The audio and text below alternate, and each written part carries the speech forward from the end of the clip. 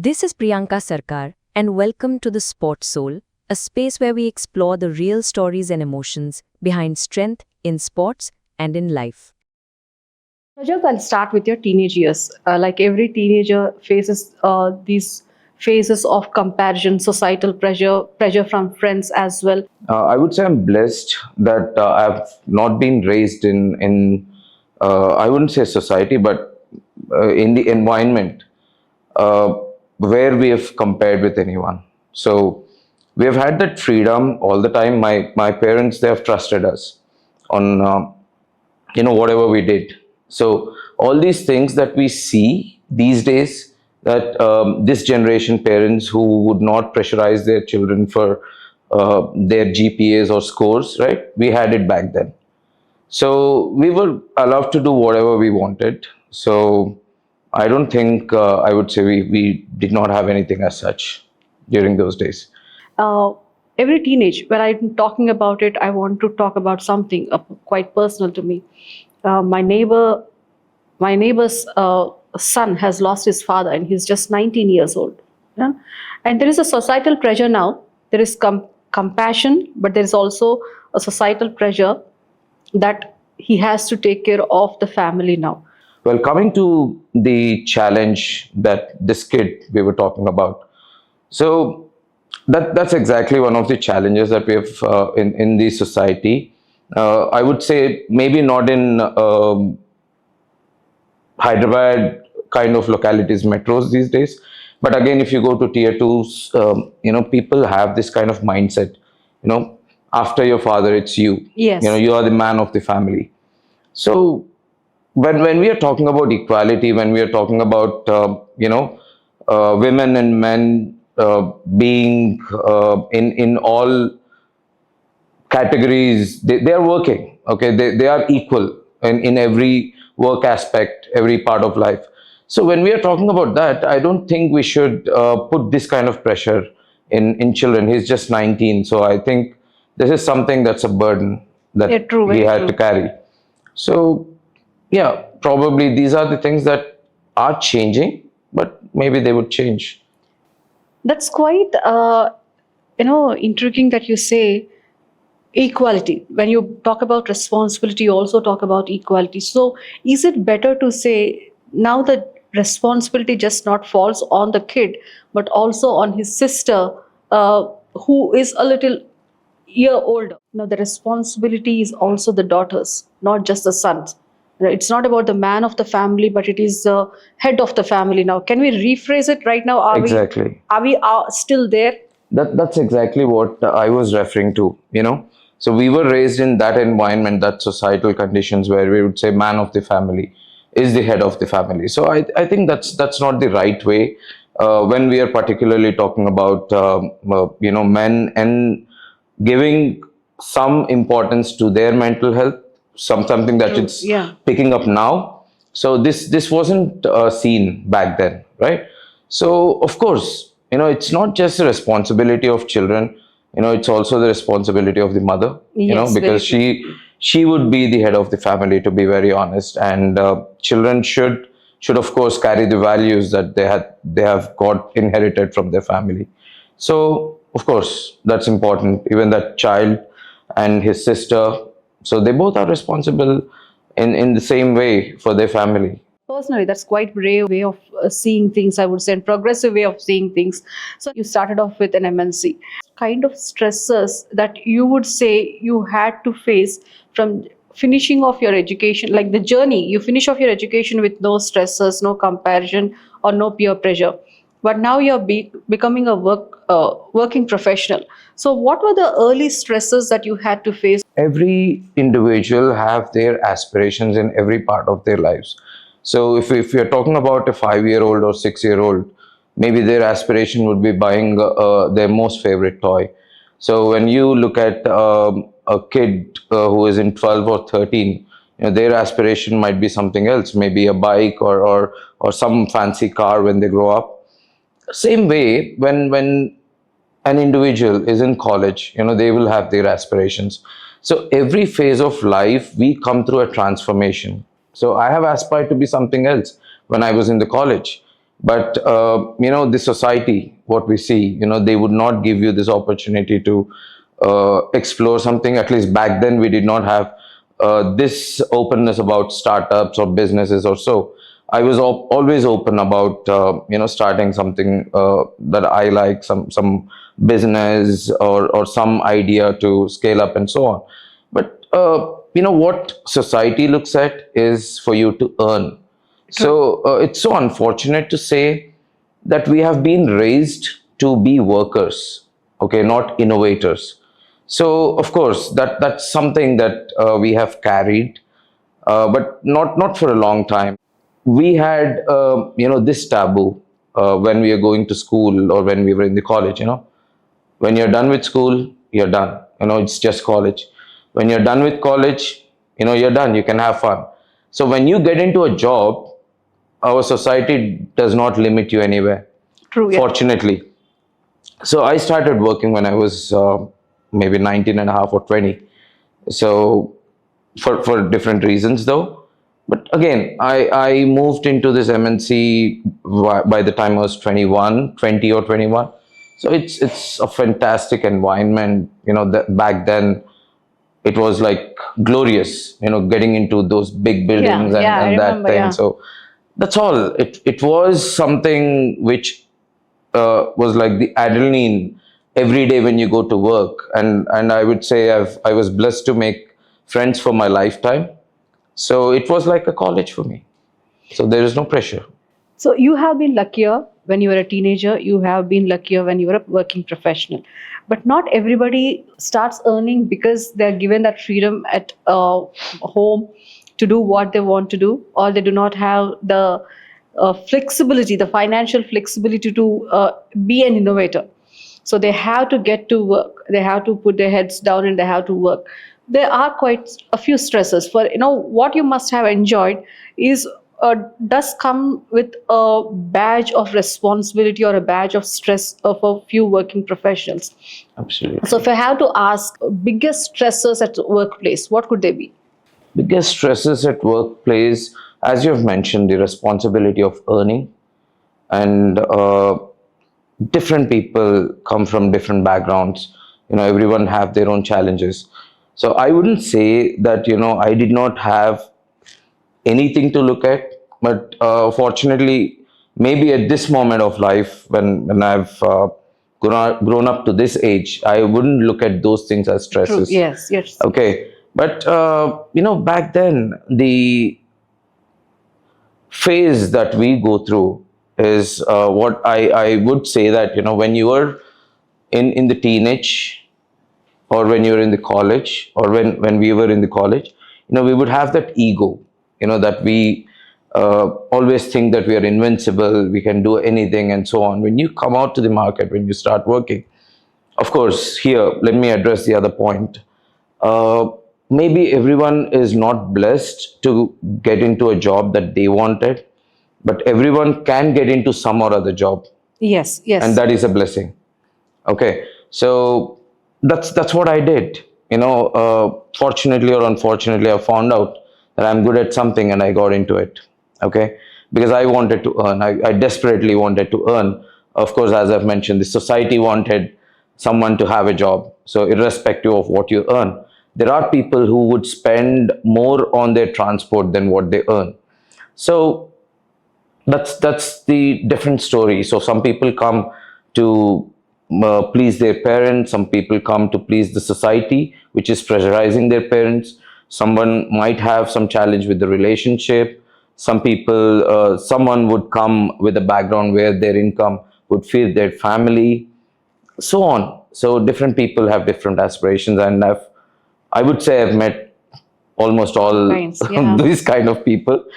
And of course, there were a few, who did not have to earn, but they just came to learn or maybe to have fun. So you get to see different kind of people. With various kinds of stress and pressures. Would that be right if I add Of that? course, everyone would have something that will drive them.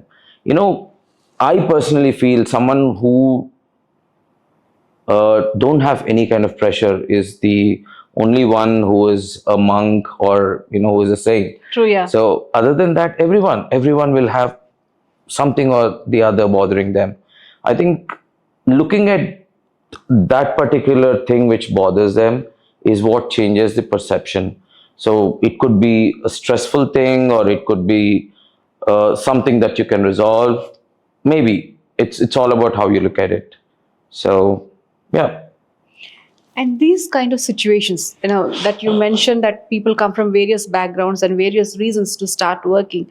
It might be a responsibility, it might be a freedom, it might be just a getaway from a relation or a broken relation, or it might be just even kind of a rebound.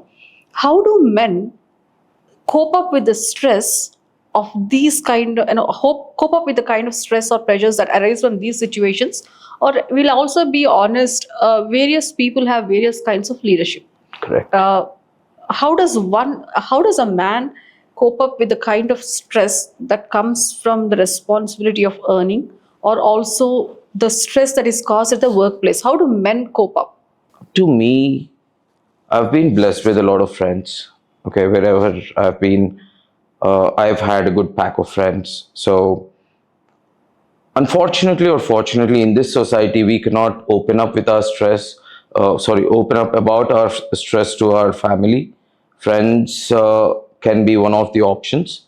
However, the taboo that we have, or back then in that age that I've had, was that might show me as a weak Yeah, person. yeah, Okay, because while we were talking about how the society looks at a boy child, they are always looking at a boy child to be a strong individual every time. So you are raised with a brother, so you could see this as an example. Whenever something comes up, they would say, don't let your sister do that, you do it. Yeah. It's your responsibility as a boy, you do it. So these kind of things, in general, when you're growing up, adds that to your head. Yeah. That I am something. I cannot take a defeat. I cannot accept that I have pain, or so on. These things are there for everyone. All right. So I don't think we have that liberty to open up with our family, because when I was young, it was my ego which was stopping me. When I grew up, it was probably the sympathy towards my parents, because I realized how much they have suffered to bring me up to here, and I can't give them more pain by opening up on what is troubling me. So we can't do that. Some people would be blessed with lovely siblings that I would say I am blessed with. Yes. And some people would be blessed with wonderful friends, and I'm blessed with that too. So we have, I have different channels where I've split my friends. Maybe that's the frequency that we match with. So different frequency with different people, right? So I can open up about something with some segment, and I can open up about something with another group. So most of the time we sit, we talk. So what men need is someone to listen to them, and that can definitely not be maybe not a sister or a mother, and definitely usually fathers don't have time back then in that generation. So it's only friends. So that's how most men cope up, right? They talk to friends, they talk over their issues with over a couple of drinks, or just gather. So we may talk, we may not talk about issues. So the primary aspect of looking at a challenge from a man's perspective, I would say, it's my perspective. So we don't usually talk about the most pressurizing things that I have. Yes. Again, that is a sign of weakness, that is opening up with your friend. Maybe you don't want to. Okay, so these are some gray areas in every man's head, that they don't want to open up to anyone. However, solving your relieving from stress is not just talking about your problem. Relieving from stress is laughing, all right, Yes, or yes. being with someone, making yourself feel that you're not alone, right? So when we meet our friends, I mean, I personally, when I meet my friends, I talk about those things, when we have met. So when you meet a friend, this is my theory. When I meet someone, one of my friends, we go back to the days when we met each other. So I'm blessed to have friends who are like from my school and from my college. So which is like 20 plus years, 25 years, or 15 years minimum. So when we meet these people, you go back to those days. You talk, you laugh, you discuss about those things back then. So those things automatically, relieve you from the stress. So you don't have to express what exactly is bothering you. True, yeah. But probably when you come out of that stress, your mind would automatically figure out some solution to what you are looking at, and it's ultimate to understand that it's not the end. You said, a solution to the stress. Now that we have come to that part, I'll talk about something which has no solution. You lost your mother when you were quite young. Uh, we were working together then. Correct. Yeah, we go back 17 years. And I remember you telling me you lost your mother. And how did you process that? How did you cope up? I remember that you were three boys raised Correct. by a mother and a father. By then, were your brothers married? You were not married, right? Yeah, my eldest brother was Your married. eldest was married. Your young and a second brother was not married. Correct. So, how did you cope up with that stress? Because there were three men in the house, along with your dad, four men, who are not told how to, like this is not a Exactly. situation where you just sit and cry amongst each True. other. How did you cope up? That with is the truth, actually. That's the reality. So I was quite young. I was 23. Yeah. So I was in the transformation of from the college to the employee kind of mindset. So as I've mentioned earlier, it was like a college for us back then. So we were having a gala time. That part of my life was like, I felt like there were no boundaries for me, and I've had that time as well. But this particular incident which happened in my life has changed the perspective of life entirely. So it was like a void, I would say. I mean, losing someone in your life is like creating a void which can never be filled. Okay, so back then, coming to the point, four of us, like three siblings and my father. So when this incident happened, when we were raised, we knew about each other. So my dad, of course, he lost his partner and he was broken. My eldest was like, he is the one who spent a lot of time with my mother of three of us. So of course he is quite elder to me. So that's a different part. And my the elder brother, he is the most sensitive ones among the family. So again, I can't open up with him. I just had to rush onto the terrace and cry out for a few minutes. I've called up one of my friends, my childhood friends. I spoke to him. I gave him a call. I told him that this happened. That's all I could do. I had to cope up myself. I had to come back. And fortunately or unfortunately, I've had that strength. Or maybe I did not realize the loss yet. But I started consoling rest of the family members and so on. So it took time for that void to sink. So it is a change in the life. So it's something that won't happen overnight. It takes time for us to sink in, realize, and survive the loss. So that has changed the way I looked at relationships, the way I looked at people, everything. So it's like flip Yeah. of the card. So I was like joyful, full of energy, lots of sense of humor, and so on.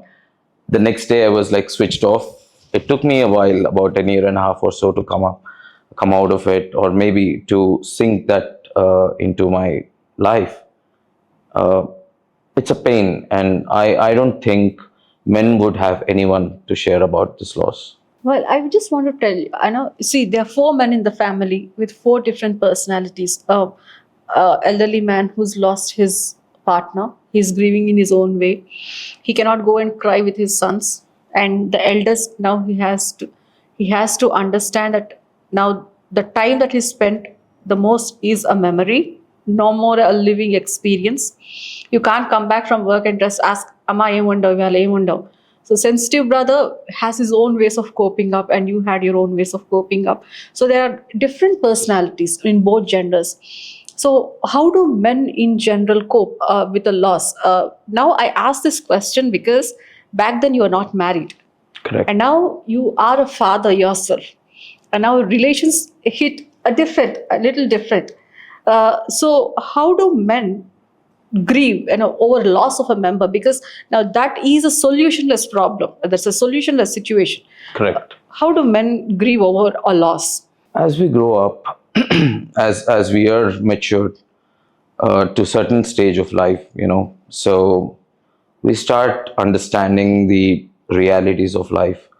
So after I lost my mother when I was too young, I think I've realized the uncertainty of life.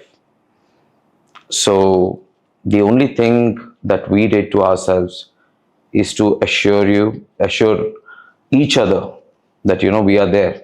So staying close to each other and probably supporting or trying to fill. Everyone took their part of ownership to fill the loss that we have had in In the family. silence, right? Nobody Correct. said, "Ival నేను ఇది చేస్తాను, నేను నీకున్నాను." Nobody would say that. Yeah, it's Men wouldn't speak exactly. out. That's where I'm coming. So, So men would yeah. say, "Okay, అమ్మ లేదు వేళ, అమ్మ నేను వచ్చేసరికి టీ పెట్టేది, నాన్నకి రెడీగా ఉండేది. సో ఆ బాధ్యత నేను తీసుకుంటాను." That's how it goes. So we were Silence. blessed that my eldest sister-in-law was in the family by then. So she spent a couple of years with my mother. And again, I've mentioned, we are blessed to have her, who tried to do all that she could to fill that void to all of us in the family. Yeah, we did not have one person in the family, but all the efforts were put by everyone to make us feel that, that particular job is not undone. So it's not about what they do, it's not about what they cook, what they talk to you, and so on. It's about the presence. So when we were young, we might not run back to the mother every time during the teenage days or college days, once you come back from the school or college, when we were young. So now my kid comes back to us giving a hug and so on. Probably we did the same when we were young, like 5 or 6 years or old, or 8 years. But as we grow up, certain things will come in between. We might not be in a situation to share that emotion or love. Something would stop, and that something would be, the feeling of the ego that I've grown up. Maybe I can't go and randomly hug her, or that would show me as I'm soft, Yeah, or something like that. mama's So boy. Yeah. everyone wants to show that they are strong, every man. So these things are the ones which matter. So as you grow up, you get to realize that you don't have someone to share something with. So these are the things which will make us realize that we have lost someone, and it's only memories that we are left with. So that void is not visible in a single day, but it's visible all the time. Yes, I know. I have to admit here, you did not talk with this with me ever. But over the years, over the last 2 decades, I've seen you silently coping up through your WhatsApp status or your Facebook status. I'm like, okay, now you cannot just go and ask, how are you doing? Because it's, that it has True. happened, this has happened years back. But now you're trying to heal yourself, but it's just not, it always leaves a scar. A loss of a loved one always leaves a scar. And now you said the flip of a card, from the freedom to joy. Now you have a tinge of responsibility added. You're also silently showing up to your father and your other brothers. Now you get married. It's just not a flip of a card, it's a new card placed along with the flip of the card. Now you have family responsibilities, you have a partner whom you have to take care of, you have work pressure that you have to go back, and that is not something that you can escape from. Now the freedom is gone, the joy is gone, there's a void, you are trying to heal yourself. Now there are added responsibilities. True. And how does anyone cope with that? Now, before you could heal, there's another pile of responsibility that has come upon you. It's a good thing, you have a partner whom you can share, I'm feeling low. I do not know how many men go back and talk to their wives of how low they are feeling. True. How do you cope up with that? How did you cope up with that? About getting married, it took a lot of time for me to, so decide that I should get married. Again, it's the loneliness. Yes. Okay. So at some stage of my life, I realized that all those friends whom I've grown up with are not with me forever. So again, I was low. Maybe I did not have anyone to share things with, or someone to sit with me at least. So this time was when I started leaning into a relationship. Someone gave me that comfort. Maybe I'm blessed that I've got married to her. So we never looked at each other as a responsibility falling on our head.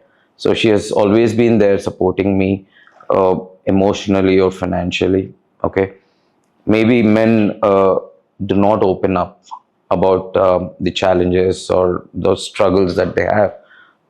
Same thing with me. I never did. Just laugh, talk. So I'm someone who have probably very bad or good sense of humor. I tend to laugh at a lot of things, a lot of funny stuff, but I can't do that when I'm alone. So when I have someone, maybe we'll talk about some random funny or some shitty things and we laugh out. So that's what happens with your friends. So same thing, maybe my wife, she is just like my friend. So we talk, we quarrel, of course, we laugh out. A lot of funny things would happen, and that keeps me going. Interesting that you keep you said going from what was freedom, joy, responsibility, void. Now you started to just pick up the pieces and start going. Mm-hmm. You have a son, 4 years, 6. 6 years, and then you lose your father. So this hits different because now, when you lost your mother, you are not a parent yourself. Now, when you Correct. lost your father, you are a parent. And I'm guessing that hits different. Of course. And does that hit different? And did your coping mechanism, the way you sat through that? The perception has entirely changed. I started looking at things, I would say, from a spiritual perspective or maybe the practical perspective. I don't know. So when I was young, I used to be in this mindset. Mm, I wasn't so spiritual, but I was looking at everything in a practical way. I thought that's the way of life, that's the practical perception. But later I realized as I grew up, after 30s or so, I started looking at the same things from the spiritual perspective, starting to feel that, this is the ultimate universe, the purpose of life, so on, the cycle, and so on. It's a wonderful thing that I would say, someone who lost his father at 16 or 17 or 19 or 20, they might not feel the same um, when the way that someone who lost his father at 35 or 36. Because after I'm blessed with my son, I realized, the kind of milestones that my parents have passed through. Looking at me, the joy that that parent would get from every little thing that a child does. That's the feeling. That's the true sense of, I would say, enlightenment towards the love of my parents. So I started feeling that joy. I used to look at my parents' joy in myself. I used to think, okay, this is what maybe they felt when I walked, when I ate, when I spoke. Every little thing that a child does is a spectacle, and it's kind of a surprising experience, because that is someone that we have created. Yeah. So I was overjoyed and I was so happy that at least my dad was able to enjoy the time with my child, or all the children in the house now. So he tried to fill that void that we have had after we lost our mother. So there was a lot of dependency on him from the emotional perspective. We used to spend time, talk a lot of things, and so on. And again, I got an opportunity to open up, saying that, probably this is what you have felt. Now I feel that, this is what a parenthood is, and so on. So that's a cycle. Of course, as I mentioned earlier, the void will be there. You will lose a person, and it's like phasing out uh, some feeling or some person from your life. It happens gradually. Losing a person might physically happen overnight, or at that moment, but losing a person actually means it's a phase. It happens over the period of time. We just have to sink in the feeling that, they are not with us anymore, and we have to survive with their memories. So we were strong enough to survive the loss. Again, that increased the bond within the family more, I would say, because it's just the pain, which brings Yeah. relations together. At least I've learned it the hard way. We were there for each other. May So I ask if this changed, if your father's loss changed the relation that you have with your son? Did it strengthen it? Did that dependency or the love that you have for him change? Because now you do not have a father figure. every individual have their role to play in our lives. So same thing with my mother. So though we've got all the kind of comfort that we could get from my eldest sister-in-law, she did her best, but it's at the end of the day, your mind knows that, your mother is not there. So the void cannot be filled. And of course, my dad, what I hear from him, the warmth or the affection, of course that won't come back. However, it's about realizing the fact that, this is it. uh, Unfortunately, I learned this maybe pretty early from what I've seen around myself. But yeah, that's it. I realized that, this is what life is. And coming to my child, it's always been special. It's never different, because when I have my child, day by day, the responsibility of molding him, it comes on to us, and that affection is always there. So what I usually think is the journey of life. Okay, my next generation is the purpose. They show the purpose. All right, and my partner will be the driving force. All right, or she would be the navigator to put me in the right direction. And my family, my rest of the family, and my closest friends are the fuel or the driving force which pushes me forward. So this is the support that I am actually surrounded with. So children always shows the purpose. Yes. So that's it. Now you're married, you have a kid, you lost your father, and there are times when you feel low. Most men do feel low, but there is an expectation or a taboo that you said yourself, I do not want to be seen as a weak person or vulnerable. So the most common platform where people express their emotions is social media. As if you're a friend of 17 years, I did not have this conversation with you about the loss of your mother or your father, except for the words like, I'm sorry for your loss, sorry, sorry.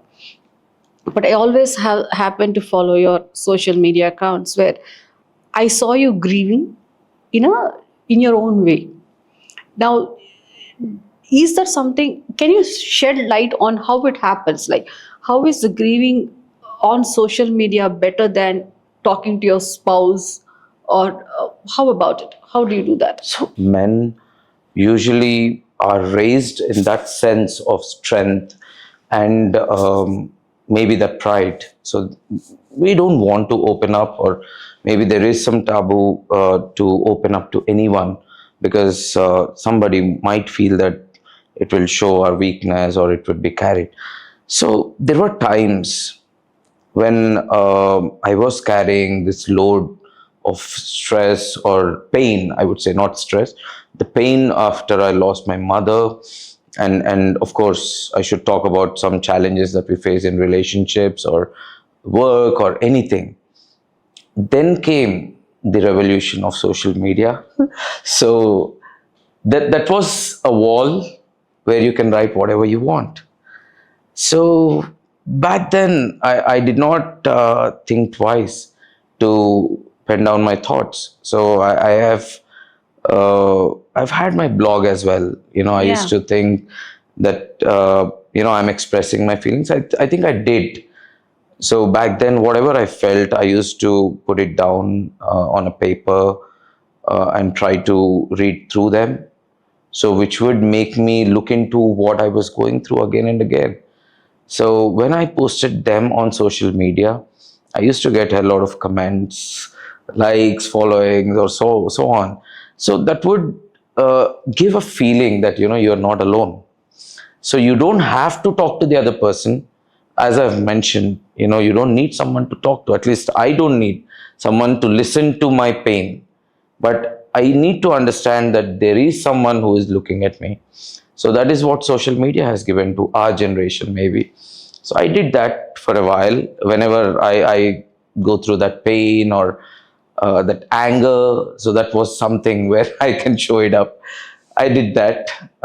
Maybe it was relieving back then. So, is it logical to say men find expressing on social media relieving than to talk to somebody else? I ask you this because I have a brother, right? He's a CA. He has immense work pressure. Uh, we do not talk about the pressure at home because he's already having work pressure. We were very casually talking about something. I said, Nana, తట్టుకోలేకపోతున్నా నాన్న ఈ స్ట్రెస్ని. And then he said, నాన్న నీకు మాట చెప్తాను, 2 months back నేను అట్టుపండు తింటే కూడా పళ్ళు రాలిపోయేలా ఉండేరా నా పరిస్థితి. ఎవరికి చెప్పుకోవాలో అర్థమయ్యేది కాదు. అరే నాన్న నువ్వు నాకు ఎందుకు చెప్పలేదురా, నీకు చెప్తే నువ్వేం చేస్తావురా, నేనేం చేయలేను.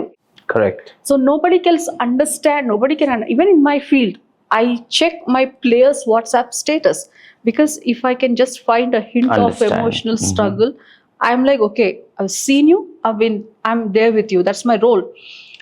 Now I cannot be a psychologist for my brother. I cannot be a psychologist for you because you need a friend, my brother needs a sister.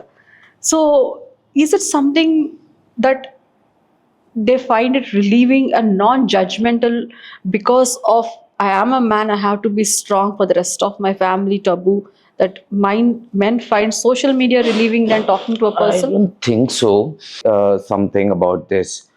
So, as we have seen, since our childhood, we are looking at that. Men are always trying to solve, okay, trying to help, trying to support. Right. That's what we have been doing since when I was a child. I used to support my mother, help carry some heavy loads, or do all these things at home, to support. So that's how we have been raised. You're there to support. And what I have been looking at is, whenever I talk to someone, I try to understand their pain. So we have this, at least I have this feeling of understanding or listening to everyone to understand what they are going through. So then I came to a stage or state of mind where everyone have their own load of shit that they're carrying. So I believe same thing with your brother, because you already have your stuff, and why would I dump it on you when you can't really help? You can't practically help. So that's what I meant when I said, I don't want to give my story to someone, but I just wanted someone to listen to. So in this moment, or in this situation, social media is something where you're just dumping it. All right, you're not expecting to hear any advices, all right, or any sympathy or empathy from anyone, because I don't think men want it. I don't want it. I don't want someone to come and say, I can be in your shoes and I understand what you're going through, because practically, men are practical. I definitely know that they can't. So at least when we are posting such things, maybe I did in a poetic way, or some proses or whatever. So I wrote, and it was visible. At least that gave me some sense of strength that, I am visible, my voice is visible, there are people who are looking at it. All right, so now what do I do about it? Because at the end of the day, that's my problem and I have to solve it. And I need some space to show up that frustration, and social media is there, which is not judging me, which is not trying to uh, look at me with that sad face or Yeah. give me that advice which I don't need. That's what is the thing. I think everyone is going through that. I don't know. It's very interesting, because all this is happening in the personal life while you are having a working career, a full time professional you are. Now, you cannot take this burden to the office because all the struggles that you're going through is at your personal level. Having said that, I would not deny the workplace pressures that exist. Few people, because the kind of work that I work in the field of sports, players do break down on the courts. And unfortunately, I do not know whether whether employees break down in the office. It only happens when the pressure is peak. No, nobody breaks in the very first instance. Now, have our organizations come to a phase where we accept that employees might have emotional pressure, or they're coming with an emotional baggage, and we need to do our bit for their mental well-being? When we started working, there was no such concept. You are upset, you're having a bad day, you go for a smoke break, your friends talk you out, or the maximum that you can do is just take a break for the rest of the day and just go home if you're allowed, or you just vent it out with your friends because you still have to come back to work. We Correct. never had this mental well-being. Yeah, because at the end of the day, what is expected out of us Yeah. is to be done back then. I want to tell you this in a completely different context. During the pandemic, one of my friends was working from home, and he said, "Hey, a cooker sound." He was telling his wife, and the wife said, "I am not cooking in your office. You are working from our house." So that's the pretty much same metaphor that even employees ask us and expect of us. You are not working from your home. You are working from office, which is a structural organization where there are certain ethics, norms, and patterns that we follow. Now, Right. mental well-being was not even a topic when we were working together. Correct. So, do you think our workplace organizations have come to a phase where they accept that, okay, now this is also a kind of normalcy? I think they are trying to. At least the efforts are enormous. In the place where I am in at this moment, they put a lot of effort to support. But again, I think there are a few organizations which do not have bandwidth to spend on this as well. Okay, so that is a spending, and I don't think everyone would have budgets to do that. However, what I feel is the places where they do have these kind of support services, I'm not sure how much response they have, because I don't think people would be courageous enough to open up about their bosses or maybe their co-workers in these talks, because at the end of the day that is being organized by the workplace. So I'm not sure if that is getting wonderful response, but it is there. They are trying to do that, but maybe they should let people feel that it's unbiased. I also work with recreational professionals. I conduct workshops for MNCs as well as a part of my job. And when I try to tell that, okay, these are the statistics, we have certain statistics about men's mental health, adolescent men, how mental health has been affecting men over the years. It is kind of creating awareness, but not everybody has access to that material, because these kind of conversations or webinars or workshops happen in closed spaces. Now, do you think that enough is being spoken about awareness? Now we have spoken enough about what men go through. We just sit in silence. That is silent empathy, silent consoling. Uh, how does awareness create any? Does awareness create any impact on how men's mental health is being looked? I think awareness part, they are putting a lot of effort to do that already. However, what I personally feel is this should be proactive. Okay. So rather than creating awareness and waiting for people to come to you, uh, these particular departments in the organization, they have to take out time to talk to people, at least at their grade level, maybe designation level. They have to conduct some discussions to talk, make them talk. So we do have some sessions that we actually uh, look at. I never attended one because I don't have time again. So webinars are one-sided discussions. Yes. So I don't think those things are making any sense or supporting. I don't think these kind of webinars are supporting or helping people, but rather there should be discussions, maybe a small group discussions, a small talks, like how we used to see group discussions back then when you're going for interviews and so on. So probably there should be these kind of talks or sessions among group of people, and let them open up or talk, support each other, or probably help each other.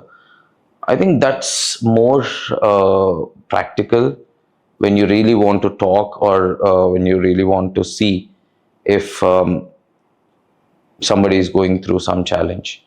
But these one-sided efforts, I think, is just to show off, Yeah. and to spend. Fair enough. Yeah. I'll ask you something personal. When you were young, did you hear that men are allowed to cry?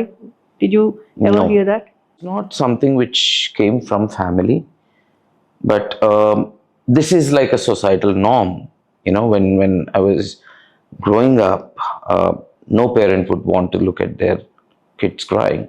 It could be men, or it could be a boy child or a girl child.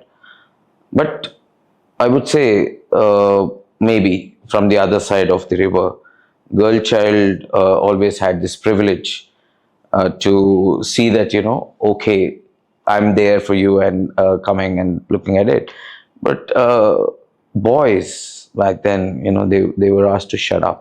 Okay, it's like shaming them. Oh, you're crying, and so on. After I grew up, maybe in the school days, or the teenage college and so on, it's like a norm, right? It came in the society. అరే నువ్వేంద్ర ఏడుస్తున్నావు ఆడపిల్లలాగా. So this is what happens among friends, and probably even in the school or so on. So I don't know why this thing came up. Unfortunately, society made it up, but they should understand that there is nothing wrong in shedding a couple of tears. Decades later, do you hear this again? Do you hear that, okay, men are allowed to cry? Do you hear that? We say that to our child. My wife says that to our kid. He's a boy, he's 6 year old. So she speaks up to him. She tells him, maybe you can cry, that's okay.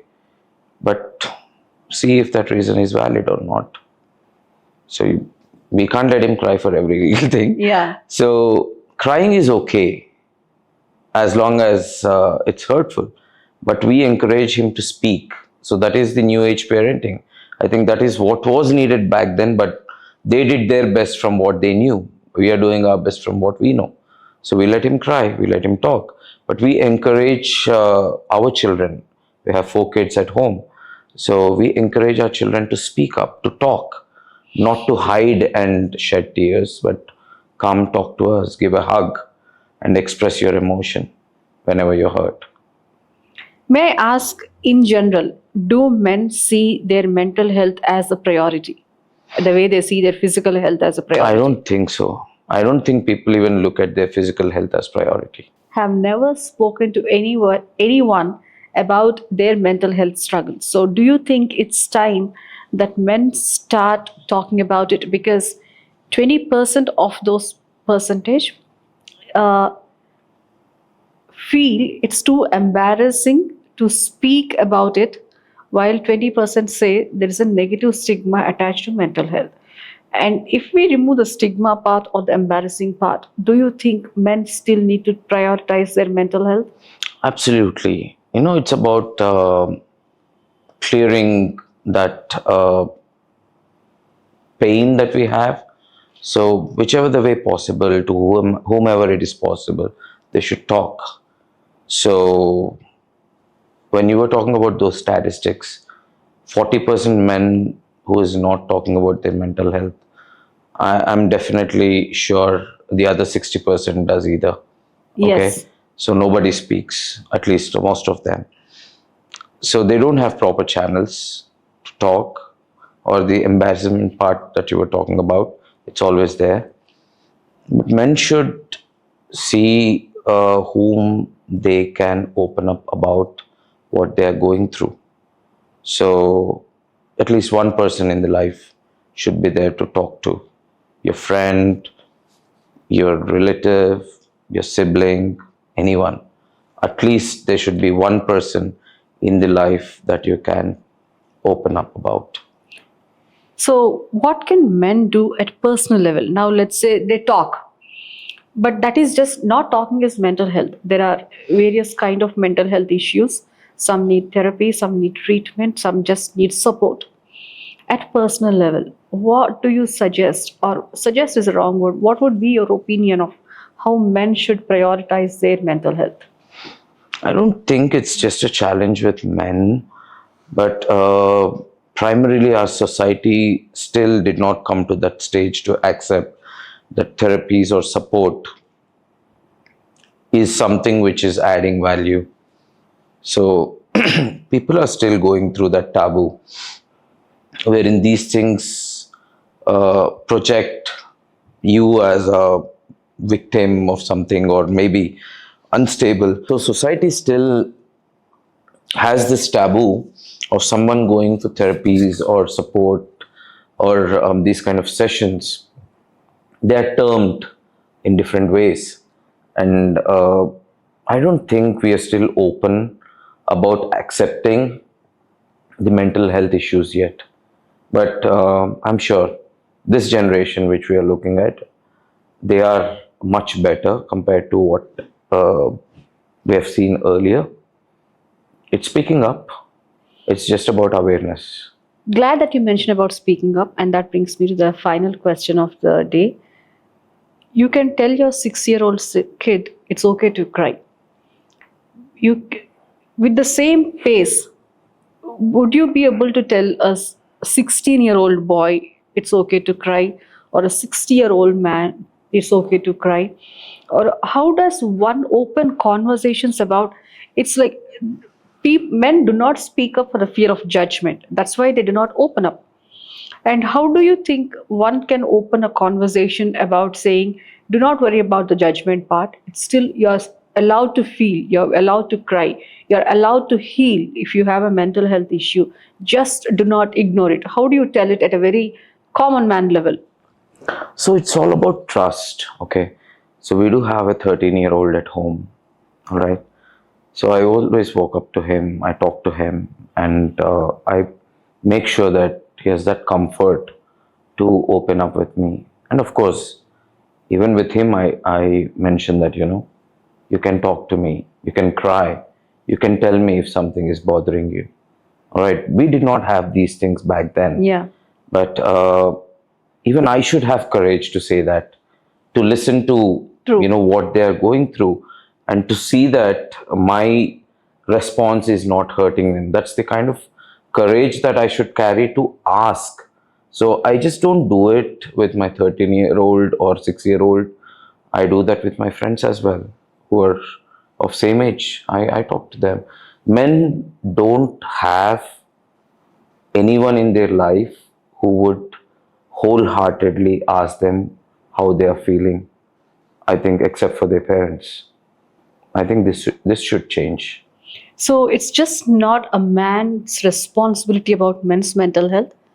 It's also society's responsibility. Like if somebody tells me, okay, I'm ready to talk to you, it's also about how I behave, not just as a professional, but at a personal level. So it's just not. Can I leave with that parting thought that men's mental health is just not a man's responsibility, but everybody's responsibility? Of course it is. Trust plays a huge role here, and it's everyone's responsibility to build that. Okay, this is going to take me a moment to sink in, because all this while I thought, okay, if daddy has an issue, daddy should tell me. If brother has an issue, brother will tell me. If Prajyoth has an issue, he'll just drop me a message, or I'll see his WhatsApp status. If my player has an issue, he'll put it there. I was having this conversation with a male psychologist, and he said, I never check their WhatsApp status because it's their personal space. But men went out or express in their personal space because the rest of the places they feel they should be strong. And I am going back with a very different perspective than what I have come here with, personally and professionally as well. And gratitude is a very small word to express this conversation with you, because it takes a lot of strength and vulnerability to come here and say, okay, I have been through these phases, and to be able to talk to them in an open forum. And you could have said no, but you didn't say no to that. And I'm immensely grateful for what you have done today. Not as a professional sports psychologist, but to me as a friend, because now I go back to the men in my family in a very different outlook. It's okay, daddy is not telling me, doesn't mean dad doesn't suffer. So I have named this episode Dad Cries Too. Yeah, I didn't name that episode Dad Cries Too. So thank you for showing that part of life that must have been only confined to a blog or social media presence. And I'm truly honored and grateful to have you here. Thank you so much. Thank you too, Priyanka, because I don't think everyone will have opportunity to express what they feel, at least people who come from the background as I did. So thank you for understanding what men go through, and thanks for giving me an opportunity to speak up about men's mental health. I hope a lot of more awareness would be created and a lot of men would get help. Thank you. My pleasure. And I hope this conversation opens the way people look at men in their families, at their workplaces, and their peer groups. Thank you so much. I hope so too. Thank you so much.